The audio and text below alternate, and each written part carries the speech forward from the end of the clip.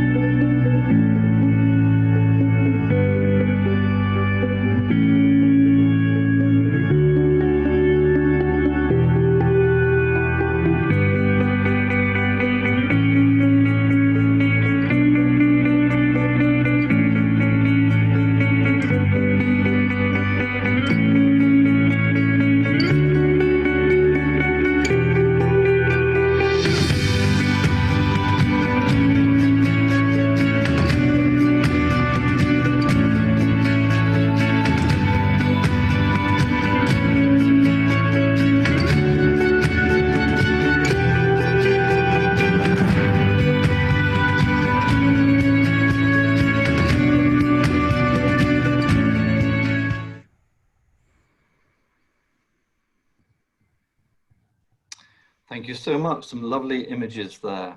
So now I would like to ask Noura to give us her presentation about the exhibition. This was the Magnificent Pearls exhibition, which took place in Bahrain in March 2019, organized by DANAT in association with Christie's. Noura. Thank you, David. I have to say that the relationship between Bahrain and natural pearls is not new. It is no wonder that in March of 2019, the largest natural pearl exhibition curated by Christie's was held in Bahrain. The event highlighted a 5,000-year-old history and a country's dedication to developing the natural pearl industry.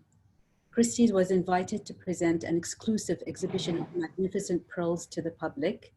The event brought together more than 50 exceptional jewelry pieces certified by DANAT from Bahrain and around the world. Natural pearls were at the spotlight. The beauty and the uniqueness of the pieces were unforgettable. I have to say that the beauty of the jewels that were curated for the exhibition continued to receive admiration. A year later at DANAT, we continued to receive inquiries about the magnificent pearl jewels. DANAT's visitors never failed to recognize the beauty of the pink ostrich metal brooch shaped around a natural blister pearl, or the beautiful tiara that composed of 7 Baroque natural pearls adored with diamonds.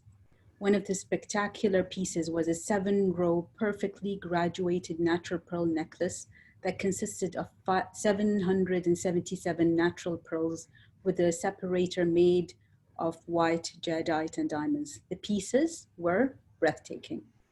By being part of Christie's global presence, Bahrain once again demonstrated its commitment to building on its history in the pearl industry.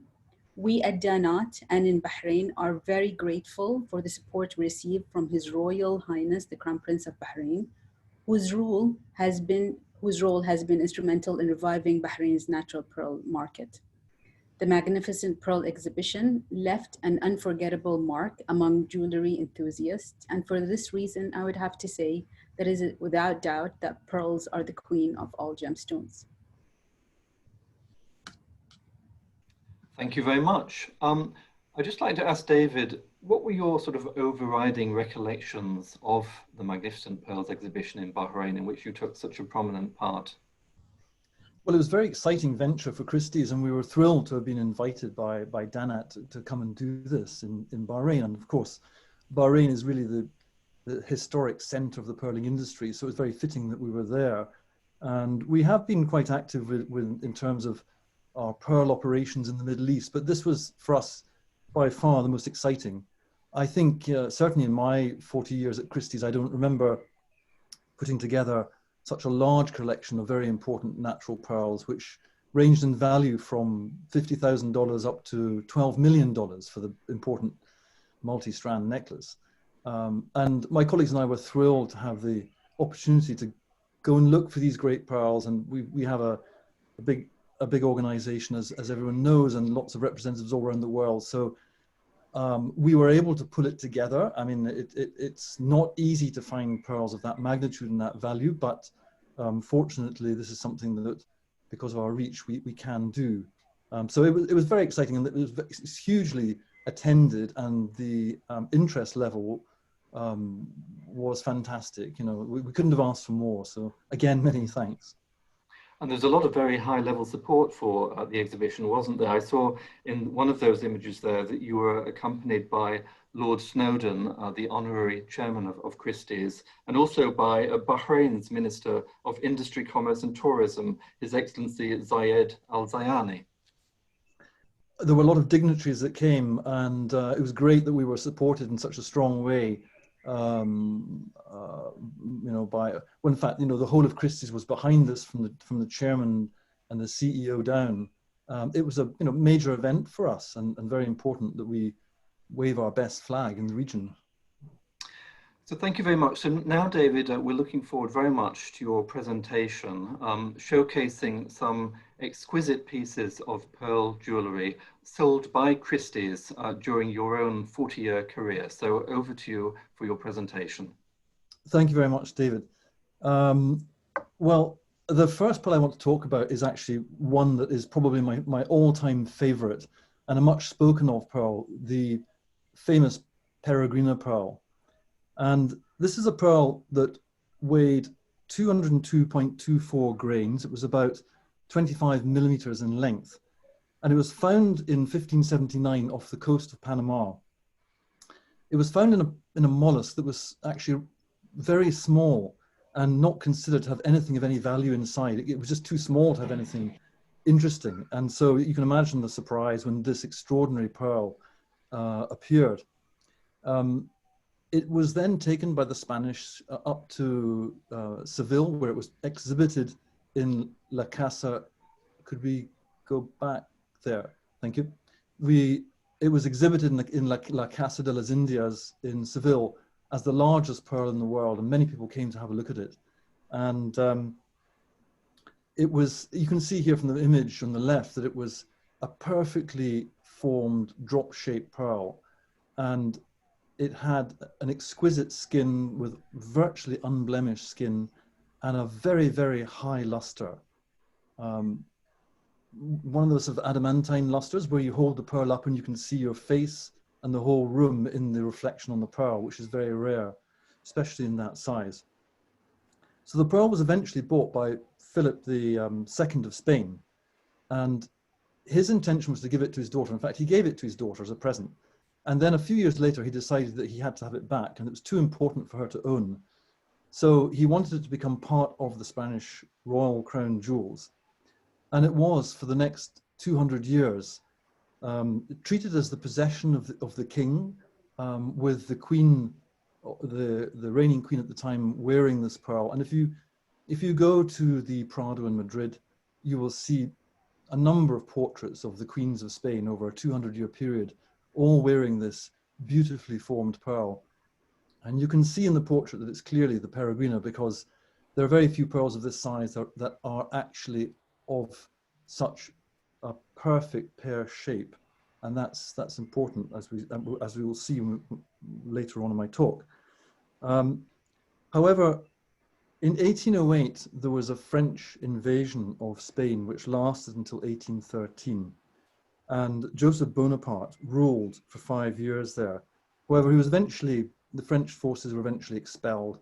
And as he left, he took various things with him, including the much loved Peregrina Pearl. So it finally left Spain. It then passed into the hands of Louis Napoleon, who was the future Napoleon III, who was at the time in exile in England. And he sold the pearl in the 1840s to someone called the Duke of Abercorn, who was a collector of jewels. And this was to fund his political aims. Then in 1914, the Peregrina Pearl was offered back to King Alfonso XIII of Spain.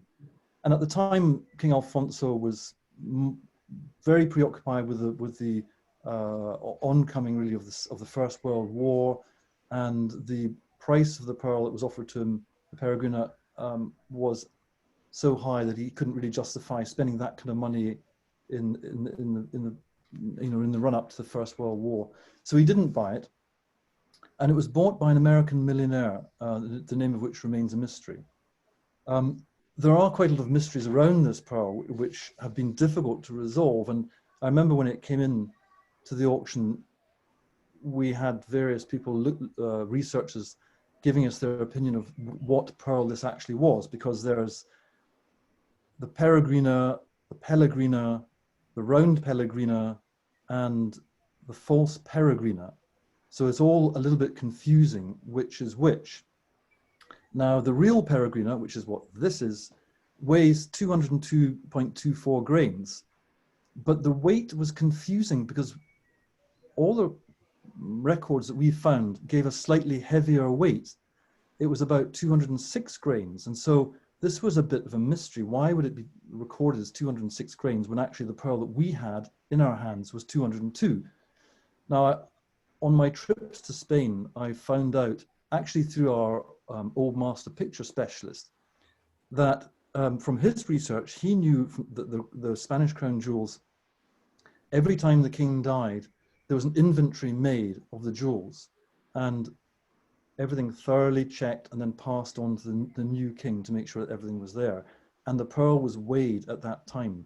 Now, what he found was critical in the archives was that every time it was weighed with the gold suspension hoop that was inside the pearl, that was glued in the pearl.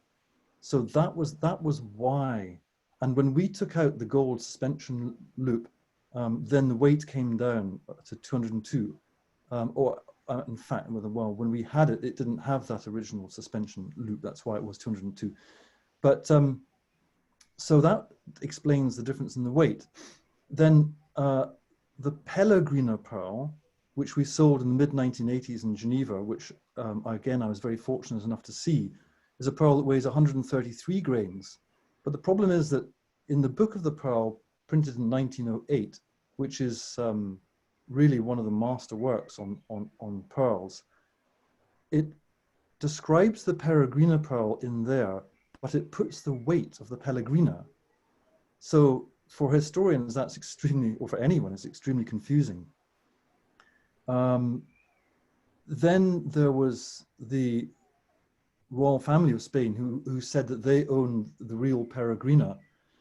But what seems to have happened when Alfonso XIII didn't buy the real Peregrina, I hope you're all following me on these Peregrinas and Pellegrinas, when he didn't buy the real Peregrina, he bought something else. And it would seem to be referred to as the companion to the Peregrina. So it may have slightly changed through the decades to them feeling that they actually owned the real Peregrina. Anyway,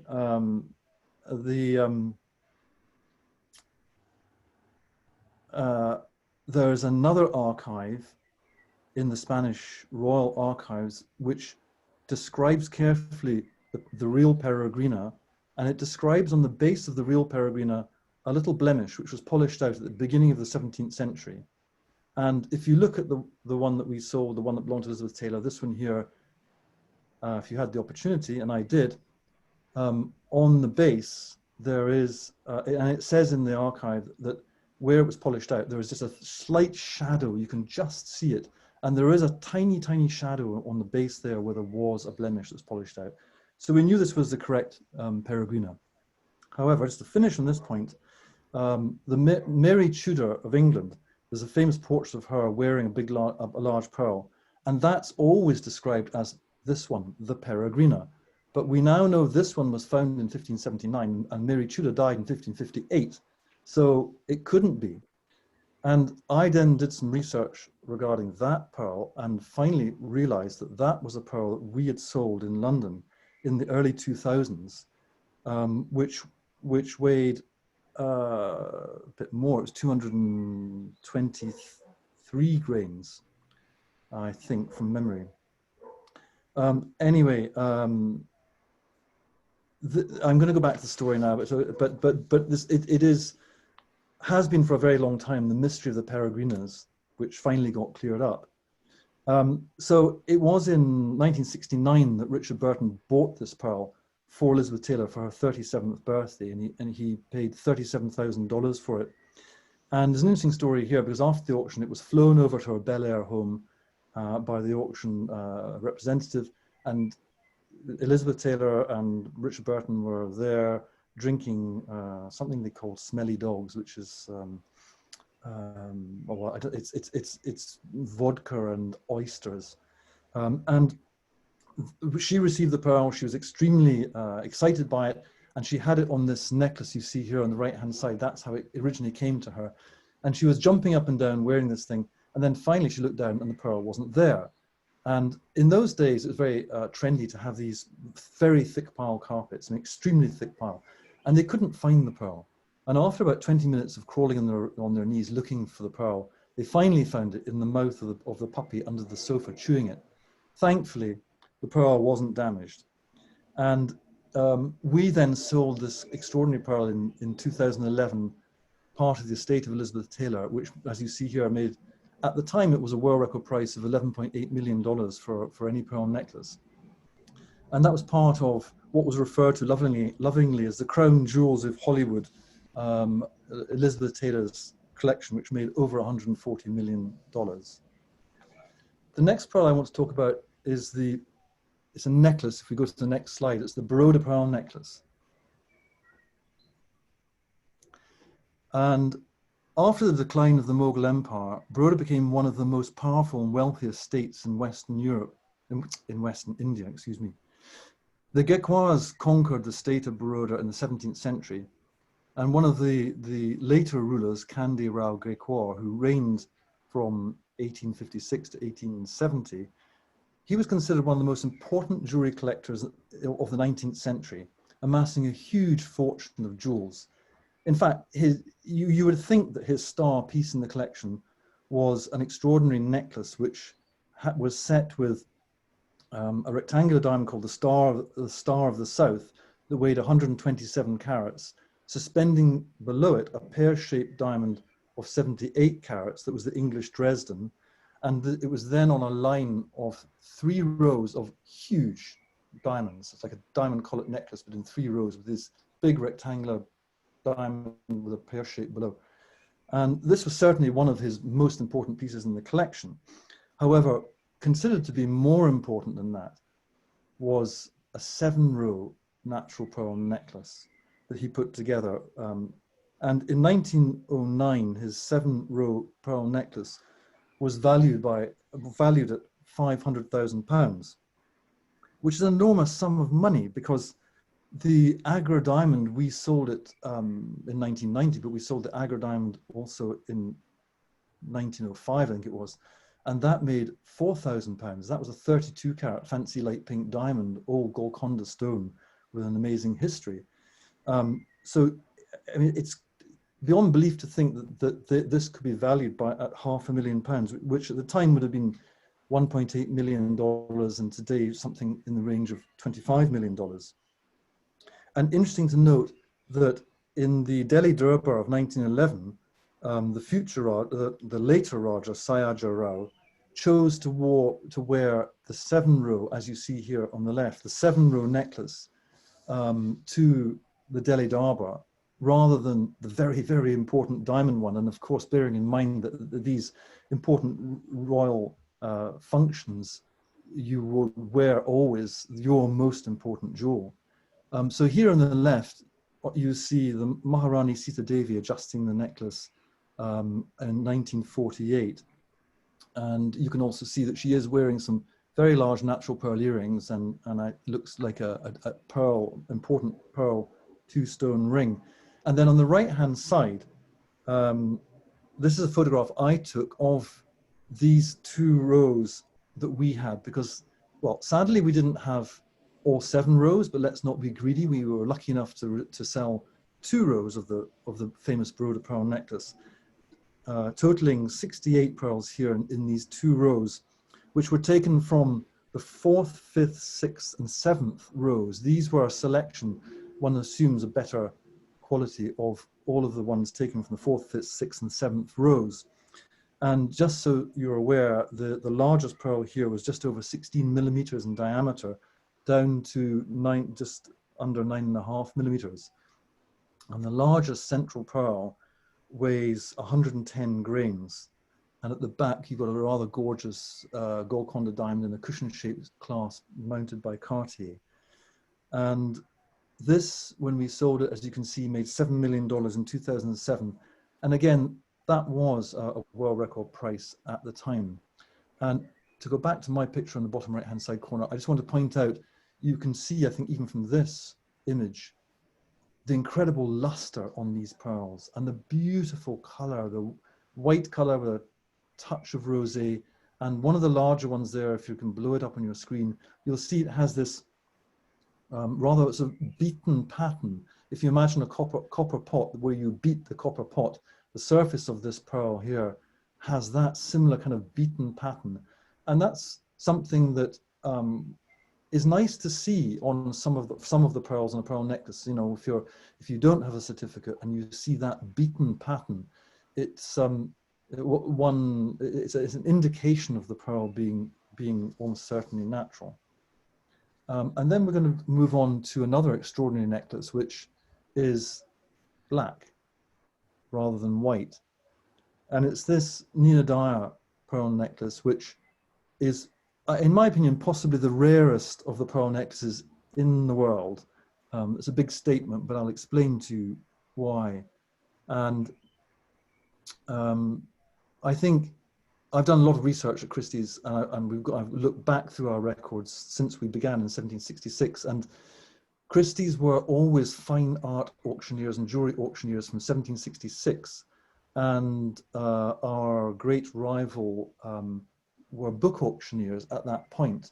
And somewhere around the beginning of the 20th century, they branched out into works of art. But what that means is that Christie's archive in London, that has every single catalogue that goes back to 1766, will have all the pearls of any importance that ever were sold at auction. And this has been amazing for me. I mean, I one day had this realization sitting in my office, and I suddenly thought, oh my goodness, below me is this incredible archive. And I've spent a lot of time in that archive looking at a number of things, of which pearls, you know, one of my favorites, of course. So in my research there, I mean, I've only found probably 4 natural black pearl necklaces that you can call truly black pearl, because an awful lot of black pearl necklaces they're defined and referred to as black pearls, but actually they're fairly gray or silvery. They can be dark gray, but as you see, even from this picture, those ones there are black, and they were jet black. And to have 3 rows of all matching in that color is astounding, because the other black pearl necklaces that you tend to see that come up on the market occasionally have a huge variation of color, where some are much darker and some are more silvery and even brown mixed in. So this all black is unbelievable. And the other thing is that with pearls, you always have a secondary color. So the base color here is black, but the secondary colors that you get in black pearls are a myriad of different colors. You've got purples and turquoises and reds and browns and oranges, tints. These are very slight, subtle tints on the pearl when they reflect. But when you look at a black pearl necklace like that, and you have all of those other little very subtle undertones, the effect is unbelievable. And I feel very honored to have seen this. We sold it originally back in 1969, and I was thrilled. Of course, I was not there in 1969, but I was there in 1997. Now, I'm sure if I don't mention this now, it'll come up in the question, answering questions at the end, but about why is a black pearl black? But it's, Noura might correct me later on, and I'll be interested if she does, but I understand it's to do with the mollusk that it's found in, and it's to do with the shell will be a similar black color, and inside those black shells, they tend to be some organic matter, which is a black matter. And these black pearls are mostly found off the coast of Mexico and Panama. That's where these larger ones come from. They were not very popular at the time over the 16th and 17th centuries, because the Spanish, bringing them back from the new territories and from Panama, found that the white ones were the ones that sold best of all. However, an important factor happened in the middle of the 19th century when Empress Eugenie decided that she had a passion for black pearls, and she put together a wonderful black pearl necklace, which Christie sold. Now, we sold it in 1872 at the Eugenie sale for $20,000, and $20,000 in 1872 would be a vast sum of money, because a doctor then probably earned about $250 a year. So 20,000 for this was a vast sum of money for Empress Eugenie's necklace. But this pearl necklace, it belonged to Nina Dyer, who married twice. She married Baron Hans Heinrich von Thyssen, and then in 1957 she then married Prince Sudruddin Aga Khan. And it wasn't until after her death that Christie's were asked to sell this necklace in 1969. And in those days, we had an auction centre in London, but we didn't have an appropriate auction centre to sell her collection that was coming from France, because if we'd imported it into the UK at that time, it would have been subject to very, very high import tax for foreign goods. So we decided to sell it in Geneva, and Geneva was supposed to be a one-off, and so we had this jewelry sale in Geneva where it wouldn't be taxed, and the idea was, that's it, concentrate on London. But the sale in Geneva, as everyone knows, was such a success, and we've been continuing to have them there twice a year since then, because there's such popularity, and it's a great place to have sales. So in '69, we sold this for $134,000, and as you can see here, we sold it for just under $1 million in 1997. 1997, I would point out, wasn't actually a very strong market for natural pearls at the time. That was the boom of the South Sea pearl, cultured pearl craze, when those necklaces, the South Sea ones, were fetching a fortune, and natural pearls were not that valuable really at that time. Today, I don't know what this would bring today, $30–40 million it should bring. It's an extraordinary necklace. And the last item I want to highlight now before we move on is this Kulthum necklace. I'm sorry I don't have a better quality picture of the necklace, but you can see here it's a 9-row Satladat necklace. We're looking at it from the back, so you can see the colourful enamel work on the back, which is rather pretty. From the front, of course, it's all set with small diamonds. And in 2008, when I was running our jewelry auctions in Dubai, I wanted to put together a pearl section, because for obvious local interest, I thought natural pearls would be something that all of the Middle East would be interested to come and look at. And I managed to get 30 lots, and I was advertising for this, and I received an email from someone who sent me this picture and just said, I have an interesting necklace. Would this be appropriate for your pearl sale? And so that's all they said. And I wrote back and I said, yes, it's wonderful. I like it. And I think from the image, it looks as though it's $80,000 to $120,000. And they agreed, and they said, fine, go ahead, put it in the sale.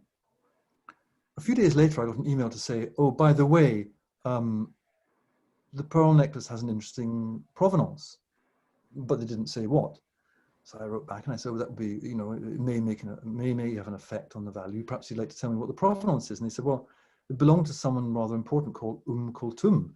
Well, I nearly fell off my chair. Kulthum, as many of you will know, was referred to as the Star of the East, sometimes the voice of Egypt, Egypt's fourth pyramid. She was born in 1898 and died in 1975. Born into a small village, and her father was an imam who sang songs at official events. And he noticed when she was about 12 that she had a very good voice. And she would sometimes join him at the events where he was singing, but she would have to dress up as a boy because it was not the done thing for a lady to be singing publicly at that time. But her talent rose to the top. She moved to Cairo and sold over 80 million records in her time. She was really one of the most prominent cultural icons of modern Arab history. And she had weekly programs on the radio where she gave concerts every Thursday, long concerts, and she did major tours of the Middle East. In fact, after the Six-Day War in 1967, where Egypt lost the Six-Day War, she had a major tour of the Middle East where all her proceeds went to the government because Egypt was going through a very difficult financial time, and she donated everything she earned to the government, which is quite extraordinary. On her funeral, she died with the whole of Egypt, looking upon her as an icon, and 4 million people turned up at the funeral, lining the streets, which is quite unbelievable. And to this day, there's a Kulthum museum in the Monsterili Palace near Cairo, where you can see all sorts of artifacts that belong to her. So I take you back now to the auction in 2008, and this was the last lot of the sale. Imagine the room packed full of people, huge amount of press interest. And this necklace, which was in fact a gift from Sheikh Nayan al-Zayani, the founder of the Arab Emirates, which was another additional wonderful provenance for the necklace. This lot came up for sale, and we plunged the room into absolute pitch darkness, and then we showed a 3-minute video in black and white of Kulthum in concert. And when that finished, there were watery eyes, and out came the lot. And the bidding started at probably $60,000, something like that. And it soon shot up to $500,000. And after a monstrous battle for this piece, you can see here it sold for nearly $4 million. Nearly $1.4 million, I beg your pardon. And it received an incredible amount of publicity all over the Middle East. In fact, my press book, if you can see my hands, is this thick with all the coverage it had just for this one necklace all over the Middle East. And there are so many more historic pearls that I would love to talk about at Christie's, but we'll have to leave those for another time. I think I've kind of absorbed too much of the talk today, and I'll hand you back to David and let you take us through the next section. Well, thanks so much, David. That was really interesting, particularly because it relates to your personal recollections of these sales by Christie's during your career. Really interesting to hear the atmosphere from the sales room in Dubai, for example. We'd just like to go next into a brief discussion of the investment potential of natural pearl jewellery with David. But before we do that, I'd just like to invite those viewing the webinar today to please submit any questions you may have on the Q&A panel, and I will pick those up towards the end of the webinar. David, I was lucky enough to have sat in the sales room at the Sotheby's November 2018 sale of jewellery that had belonged to Marie Antoinette, the last French queen. And I saw a startling bidding process. The pre-sale estimate on the top lot, a pearl pendant, was $1 to $2 million. There was very heavy bidding. And by the end of the sale, 2 bidders in a sort of ping pong action, leading up to an extraordinary sale price of $36 million, the largest price achieved for any pearl jewel. What, in your view, drives the prices of exquisite pieces of natural pearl jewellery over the longer run? And maybe you can make a few references to that particular sale, the Marie Antoinette sale, and the importance, I suppose, of provenance in the ultimate number achieved there. Well, provenance is absolutely critical, and it varies so much from provenance to provenance, the value that someone might attach to that. When we value an item and it has a big provenance, generally speaking, we don't add in the pre-sale estimate very much for that provenance. We allow the buyer to make their own mind up how much they feel that's worth. It's a very difficult, I mean, it's really an impossible thing to judge. It just, there are so many factors involved in why someone bids for something, and this provenance can mean everything to one person and nothing to another.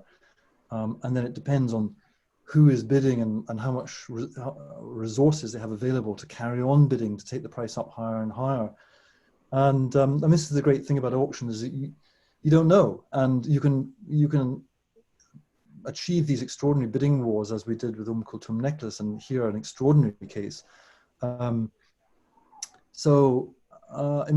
Yes, and the provenance is key. The quality of the item is key.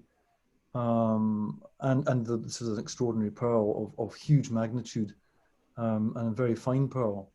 I would still say that the Peregrina is finer, and but you know what? When you get to those sizes, they're exceedingly rare. So I'm not surprised it did well. I am surprised at how much it made. I think everybody was. Maybe even the two bidders that were fighting for it might even have been a bit surprised. But it's worth that to somebody, and that's all that matters. Which particular pearls do you think potentially, if in theory were to come to the market now, could even exceed that price, the $36 million achieved by the pearl pendant that had been owned by Marie Antoinette? Oh, David, that's a difficult question. You had alluded to the Nina Dyer. You had alluded to the Nina Dyer black pearl necklace, which you felt today could achieve potentially in excess of $30 million. Would that be one of those items that, you know, in theory could potentially create a new world record if it came back to market? You know what? Yes. I mean, the marketing of all of these things is very important. The fact that you had the Bourbon Palmer collection, I think there were something like 100 pieces there. You know, it focuses the mind, brings people in. You get more competition. The Elizabeth Taylor sale did exactly the same thing. You know, we had 60,000 people come and look at the Elizabeth Taylor sale. It was exhibited all around the world.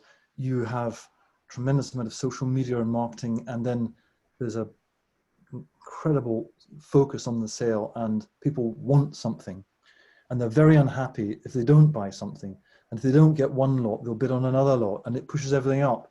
So I mean, you know, there's a caveat with these sales. One should be a little bit careful when you have those kinds of collection.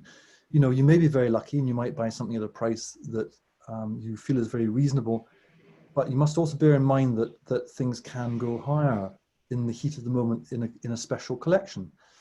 But it's the only opportunity to buy it. So if you don't buy it, you might regret it. In the case of the Marie Antoinette pearl pendant, that had not appeared on the market for, I understand, at least 200 years. I mean, if a piece of pearl jewelry has not been on the market for a very prolonged period of time, can that also enhance its value? For sure, yes, indeed. It adds to the mystery if something has been recorded back in, well, I mean, you know, the Agra diamond, for example, had never been on the market, and the research pointed towards it being first found in 1526, I think it was, at the Battle of Gwalior, you know, and then all these different owners. So when you have when something is very, very old and has a long provenance and has never been on the market, it makes it much more exciting, you know, that's for sure. And do you feel that in the current period of these unprecedented times due to the coronavirus pandemic, that if anything, collectors and investors, buyers are increasingly looking for exceptional collectible asset classes where they can, if you like, park their money in certain assets as a store of value, particularly when they're concerned that, say, share markets are very vulnerable to falls, housing markets also. Do you think these acute and difficult times through which we're living now can almost enhance the potential appeal of exquisite and magnificent natural pearl jewellery items as a collectible asset class? Definitely. I mean, one of the reasons I chose to go into jewelry and not any other aspect of the art world was for that reason. In '78, we were going through a recession, and various people said to me, David, during recessionary times, jewelry tends to do very well. When the stock market is up, people have money and they buy jewelry. When the stock market is down, people are worried, they buy jewelry. So I have seen that over the various recessions that I've lived through. And our recent sales would point to that actually as well, because our online sales and our live sales of jewelry around the world in the last 4 months have never been stronger. You know, we've been selling in the high 90% of the sale, and our online sales, I think the last online sale where we sold a diamond for $2,115,000, which became the most valuable item sold online in any category. I think that was the D-color 28 plus carat white diamond, wasn't it? I'm glad you read the catalogue. Absolutely. Yeah. And it was all private bidding on that, by the way. You know, all the bidders were private, which is very interesting. And yeah. It made and it's been Sotheby's too. I mean, Sotheby's sold a Cartier 1930s Tutti Frutti bracelet in late April for $1.3 million. That was the world record item online before the D-color diamond sold by Christie's a few weeks later. I'm sure Sotheby's have probably got something that will pip our record and we will leapfrog, you know, but all the sales across the board, including, you know, the one sale, the painting sale that we had very recently, that started in Hong Kong and moved to Paris and London and New York, that sold 97%. The prices were through the roof. There were lots of world records. So it's across categories. It's a question of, it's about offering the right things for the market at the right price. If you get that correct, you've got a huge audience out there. The internet, as we all know, gives you a much, much bigger audience. And the jewelry world, auction, retail, it's all been moving in this direction for a while, but the unfortunate COVID scenario has hastened that, and it will continue to hasten that. And it's a very important part of our business. Yeah. One important component of all of this is the importance of certification. And I wonder if I could ask Noura why certification is important for natural pearl jewelry that comes to sale.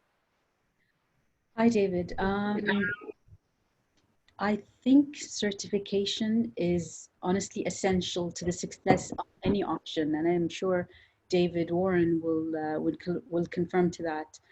I mean, especially in pearls, there is no way of differentiating between a natural and a cultured other than in a lab setting. So without a certificate, jewelry will not fetch the prices they do. In a sense, I have to say that certificate removes the ambiguity and ensures the quality and the value. So it's important for the customer to know what they're buying, and this is what a certificate delivers.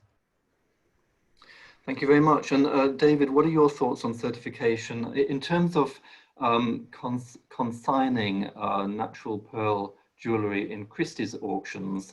How important is certification? What's your, if you like, policy or you know, conditionality with regard to certification?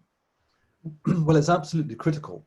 You know, it's difficult to sell a pearl necklace if you don't have a certificate. And you know, we look at a lot of pearls and we know more or less if something's natural or cultured, but there's a very big gray area, and you can be convinced, for example, in a pearl necklace that they're all natural, and then you get the certificate back and you find that it's a mixture of natural and cultured. And over the generations, necklaces get restrung, they get broken, restrung, and they may replace lost pearls with cultured pearls. So you have to have those certificates. And if we have one culture pearl, for example, in a pearl necklace, in a natural pearl necklace, then we will take that one out and then restring it and then recertify it. And so it will say that all of them are natural pearls. It gives the confidence that the buyer needs to be able to bid. If you don't have it, they won't bid. And we use the most international laboratories for our gem testing, and the facility at DANAT is second to none. It's extraordinary, and if you have the opportunity to ever look around it, please do. I was so impressed. Your DANAT facility is incredible. It's like a mixture in a way between a 6-star hotel and a top private hospital, with extraordinary machinery and a very happy atmosphere. It's beautiful inside with incredible view out over the sea. It's a very peaceful place to be, and clever that you also built into it a branch of customs and excise, so that all the pearls that come in go straight to that office, and they then are allowed into the building, which is a free port, and then it goes out again through that office. So the whole thing is extremely efficient. I congratulate you. Thank you, David.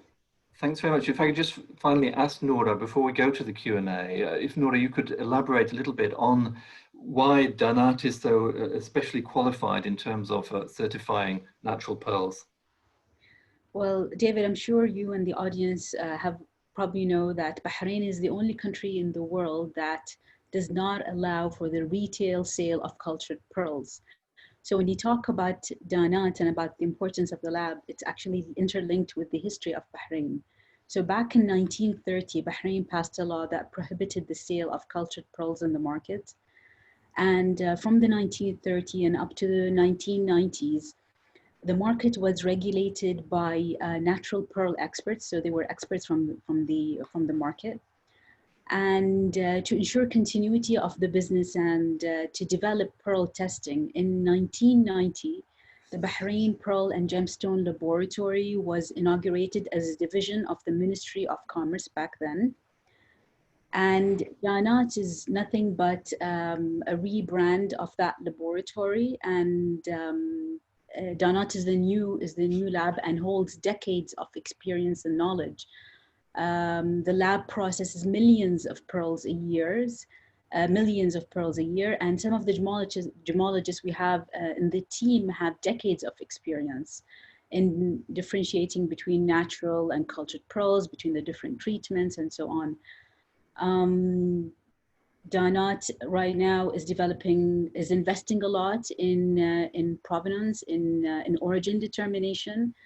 And we're offering services to determine origin in a non-destructive methodology. And so for the knowledge and data that DANAT has probably does not exist anywhere else in the world. Okay, well, thank you very much. So moving on to the Q&A, I can see a question from Kalia Lamore, asking, when did La Peregrina get its name? David? Oh, when did it get its name? Yeah. I think very early on. It means the wanderer. I can't really be precise about that. I suspect it was sometime in the 17th century, but I stand corrected if anyone has better information than me on that. Difficult to know at what point things acquire their name. Yeah. There's a question from Edith Sophia Monas. Perhaps this one is for Noura. With regard to the Bahrain Magnificent Pearls exhibition in March 2019, was there a catalogue published accompanying the exhibition? And is that catalogue still available? We do have a catalogue. We do have a brief catalogue, does not has all the pieces, but perhaps if they can contact the lab, I'm sure they'll be able to help them. Our marketing department will be able to help them. We have a question from S. Chager. What do you think about Basra pearls? Who would like to jump in on that one? David? Basra pearls are really from the kind of coast of Iran and the Gulf, all around there. I mean, they are much hailed as the finest pearls, especially in India, I would say, in the Middle East. But it's very difficult to, you know, if you have a pearl necklace, I don't think, and Noor might answer this part of this question, I don't think there's any successful way in tracing the exact origin of pearls. I know that that's a project that's in hand to try and pin that down. And I'm sure, you know, knowing what mollusk it comes out of might help. But it's very difficult to say with any certainty where pearls actually come from. The Basra pearls are certainly wonderful, but are they all Basra? Or in a necklace, are some from Basra and some from elsewhere? And where does Basra start and finish? And I mean, at Christie's, we don't tend to talk so much about, you know, the exact origins of pearls, and unless it's something like black pearls from Mexico and Panama, or, well, Bahrain pearls are very recognizable with their slightly darker color, but you can get a darker color pearl from another location as well. So I think it's a difficult territory to be specific about, or be accurate about. But Noor, Sure. Is that more or less correct? I probably learned this on my trip around your laboratory, some of it. Well, I don't think there is anything, well, to call Gulf pearls Basra pearls is not really correct, because I think Basra just is a city in Iraq, and was probably very well known then. It was a trading hub, and that was that formed kind of the first pearling trading route to India. But when you really talk about Basra pearls, you're actually talking about natural pearls from the Gulf. And that includes, and you're right, David, there isn't a scientific way to determine whether a pearl, you know, came in from Kuwait or from Bahrain or Saudi, because the sea, there are no borders in the sea. But at DANAT, what we can do is that using a non-destructive process, we can tell that such a pearl came in from a particular species. And, you know, then a person would know that this type of species exists either in the Gulf or anywhere else in the world. So this is what we can do. But there, you know, the term Basra pearl is a commercial rather than a scientific. It's, you know, it's not linked to geography in any sense. Thank you. We have a question from Brian Del Toro, who says, I realize that Akoya and Tahitian pearls, for example, are cultured and farmed. Are natural pearls from members of the same oyster families, or are they from a different species? Who would like to answer that one? Maybe Noor. Yeah, they're from a different species.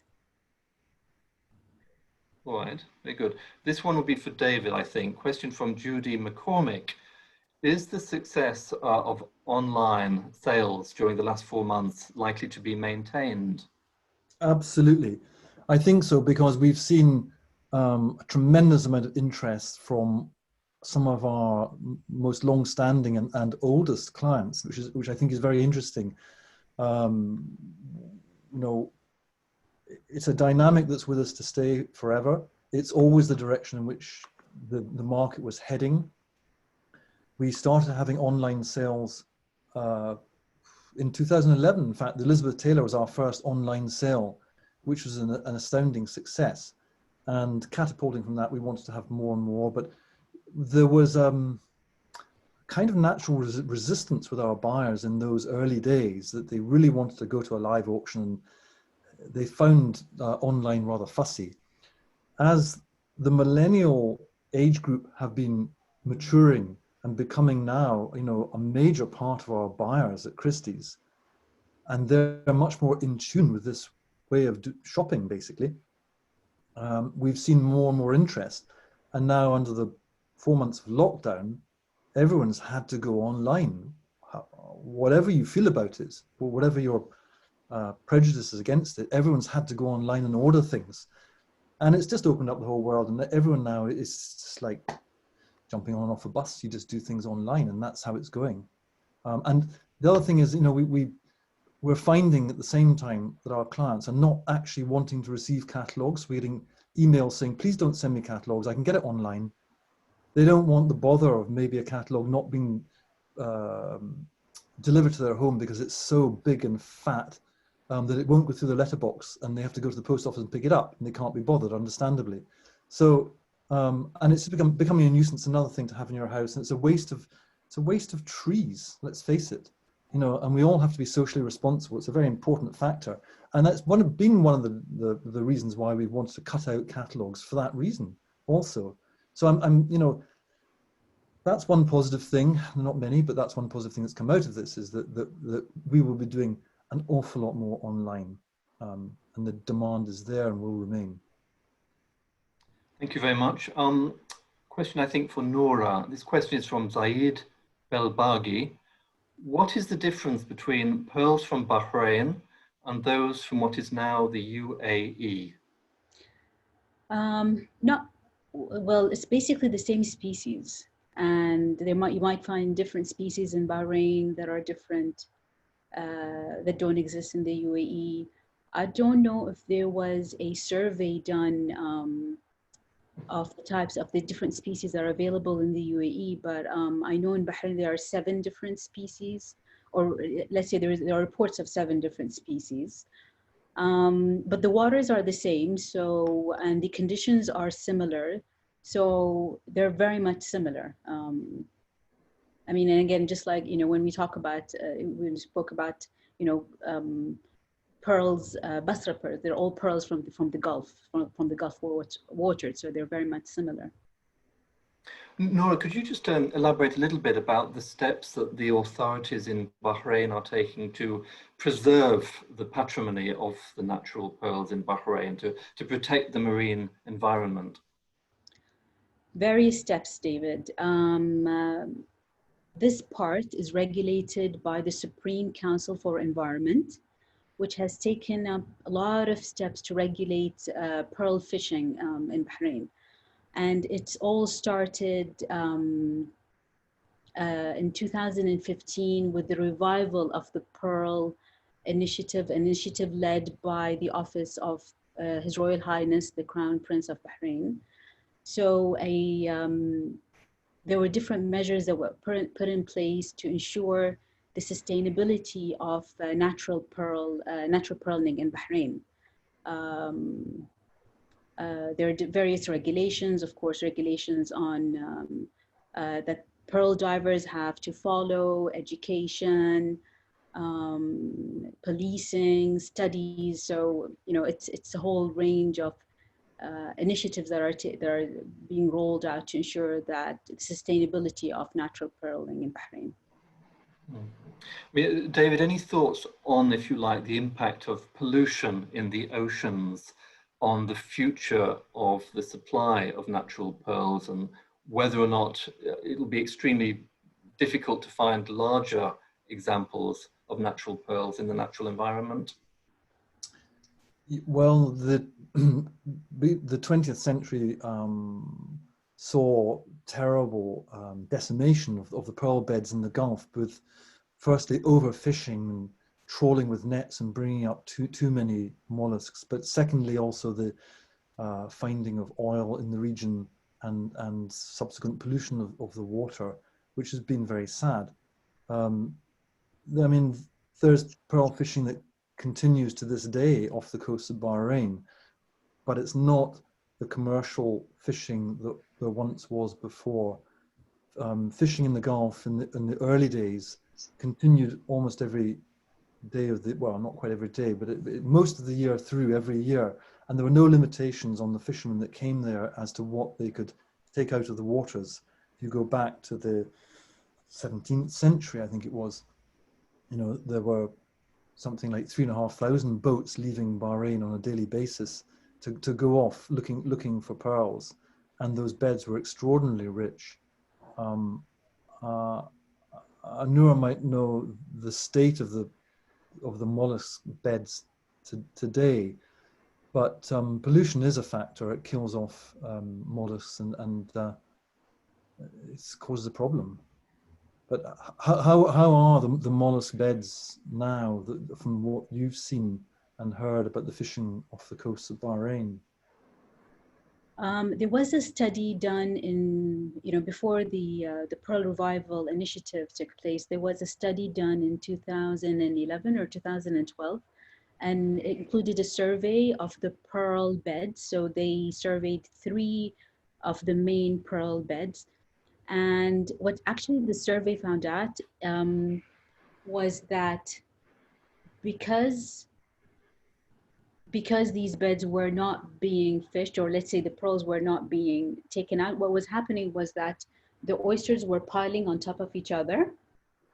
And so the ones on the bottom were dying out. So that was, I think, one of the main reasons why the industry was open up again, and divers were encouraged to go to these beds and get the oysters out. And it was one way to ensure the sustainability of the pearl beds. So it's an interesting thing that was determined back then. And now we're actually in the process of redoing the study. So we want to see what impact has the 2015 policy has had on the pearl bed. So as we speak, we're actually getting into the new study to determine the impact of the policy on the pearl beds. So hopefully I'll have an answer in a few months. Well, I'll be very interested to hear what that is, but it's good news that there's perhaps too many down there. That's great. I mean, I did my bit a year ago and went pearl fishing in Bahrain and found absolutely nothing. I wasn't very efficient. I didn't bring up very many mollusks, but oh boy, is that hard work, I tell you. I have to say, you have to go with a professional diver. They know exactly where to go. I mean, I've heard stories of 2 areas right next to each other, and you would find pearls in one stream and not in the other. So I think we have to get you in contact with a professional pearl diver.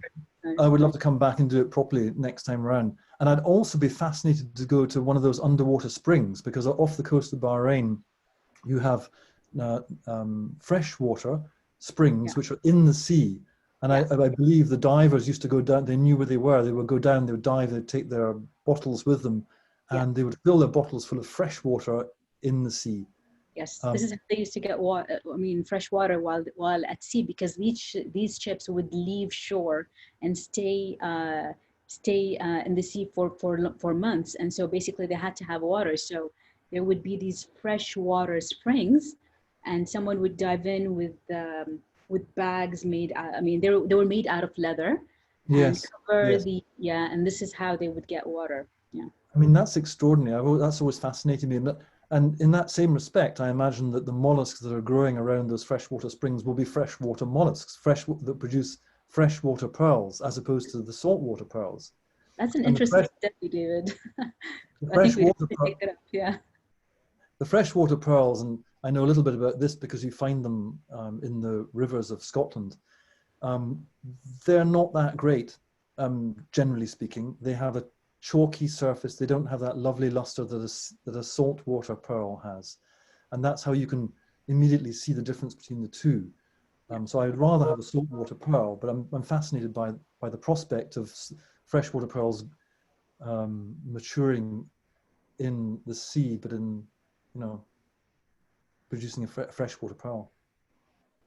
Thanks for that. So our hour is up. There's one more question which I'd like to pose. This one to David. The question is from Anjum Cave. I have a certified antique natural pearl diamond platinum ring. The receipt says it once belonged to HRH, the Princess Marie-Louise. I can't find anything on who she may be. Would you have an idea? I guess the question alludes to the fact that some people around the world are going to have perhaps old pieces acquired through their families over generations, and sometimes there'll be some receipts or indications of provenance. When you get examples like this brought to you, David, how do you start researching into the authenticity of the pieces and try to figure out who the say, the aristocratic person connected with the family may have been, and how much time do you spend on this? Well, it varies from item to item, and it's often, well, often very difficult, and sometimes you come to a dead end. But one obviously begins with whatever the owner of the pearl knows to get as much of a lead on it as you possibly can. But it depends on the piece itself, and there might be clues in the way that it's made, the mounting, some royal cipher or crown that might be there, or an engraving inside that's maybe indistinct, and you need to look under a microscope to try and find it. All of these things. I mean, the Akbar pearl, when it came into us, a very, very large pearl of not far off 300 grains, in a very distressed state, with staining and cracks in it. We didn't know what it was, but I looked at it with a microscope, and I found on the edge on the gold the dates that a date which was during the reign of Akbar, and some writing that was difficult to read. But you know, it's you know, a pearl of that size could really only have belonged to the ruler. You know, so I mean, because they were such precious items, and so that was, you know, that's in the Qatar Museum, the Akbar pearl. But it's very, very difficult. We've got researchers all around the world that look for us, you know, within our team. And then we outsource. If we can't find something, go to somebody else that might have specific knowledge. And then we may still hit a brick wall. It's difficult. But it's fun. Authenticity of research is really important for you, isn't it? You've got to get it right. You've got to really document the history of these items and get it bang on. Yes, and indeed, and the viewer who asked the question about the Mary Louise pearl, if they wish to send me an email with an image of it and whatever information they've got, I'd be very happy to see what I can find out. It'd be a pleasure. Excellent. All right. Well, thanks so much. I'd like to thank Noura and David. Thank you very much indeed for giving your time today. We had a really wonderful and wide-ranging discussion about magnificent natural pearls. If you go to jewelleryoutlook.com, you'll find a very long article that I wrote, Magnificent Natural Pearls Capture Investors' Imagination. It's about the potential investment value of really exquisite and rare natural pearl items of jewellery. This webinar, you will be able to watch the replay. It will be posted onto the Jewellery Outlook YouTube account in the next 48 hours. Also, you will see a watch webinar feature on jewelleryoutlook.com where you'll be able to watch it in full. So thank you so much for joining us this afternoon. We've had a very interesting and dynamic and fun discussion. Until the next webinar, we thank you very much for joining us today. Stay safe, everybody. Goodbye, everybody. Thank you, David. Bye-bye, everyone. Thank you.